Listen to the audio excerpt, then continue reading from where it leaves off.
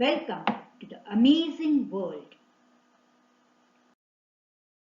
Today, let us learn about the global influence of the Russian Revolution and on Russia.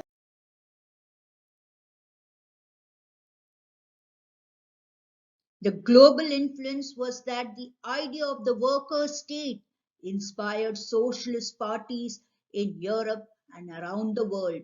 As a result, but all did not agree with what the Bolsheviks were doing in Russia. But many communist parties were formed in the world, like the Communist Party of Britain, France, and even India. How did the Bolsheviks inspire others was that they encouraged colonial people to follow their experiment. Those who are under the British, French colonial power, they influenced them and encouraged them to follow their experiments. People attended the conferences of peoples of the East, which was held in 1920.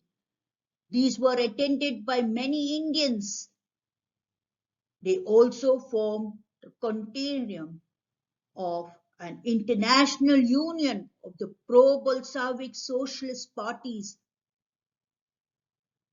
The Indians who were influenced were like Pandit Jawaharlal Nehru, Rabindranath Tagore, M.N.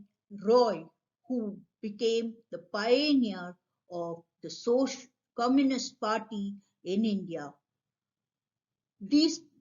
The Bolsheviks encouraged them because the workers from the East were receiving education in Russia's communist universities. And so, by World War II, we see how Russia had a socialism of global face, had given socialism a global face.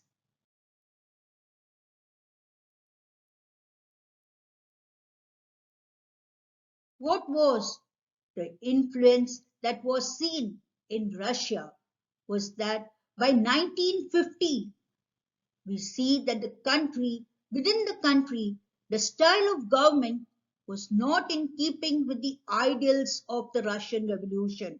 As we know, during Stalin's period, the Stalinism period was when people started reducting of feeling that this idea of the Russian Revolution was not what they had in mind. And that is why by 1950, we see that more of this was seen in Russia. But we notice one thing is that Russia from a backward country had become a great power in the world by this time. Not only that, how did it become a great power was because of its 5-year program, planned economy, collectivization had actually helped Russia to become a great power.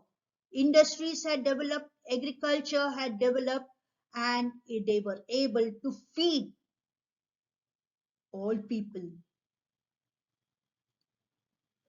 But all this took place at a cost. What was the cost that the people had to pay for this was that they lost their freedom. The most essential thing was freedom to its citizens was denied. And to help the development projects to go on was that they carried out it through repressive measures, forcing the people. Collectivization was forced upon them. Things were forced upon them, and only then were these developments happening in Russia. So with all this, by the late 20th century, we see by the end of the 20th century, we see that Russia, which was a socialist country, now lost its reputation in the world. It was losing its reputation in the world as a socialist country. by the end of the 20th century. To summarize, the workers' state idea inspired many people, and communist parties were formed in many countries of the world. The Bolsheviks encouraged, how did they encourage this idea of communism? Was that colonial people were asked to follow them. Conferences of peoples of the East was done after 1920. The Bolsheviks founded the Contagium, an international union of pro-Bolshevik socialist parties. That means all those who followed them now came to and formed the Contagium. Workers of the East received education in the universities, communist universities. And Russia, the influence on Russia was that a backward country had become a great power. And how did it become a great power? Industries, agriculture had developed and the poor were being fed. But at what cost was that? They had denied essential freedom to its citizens, and development projects were carried out through repressive measures. But by the end of the 20th century, we see that Russia as a socialist country had declined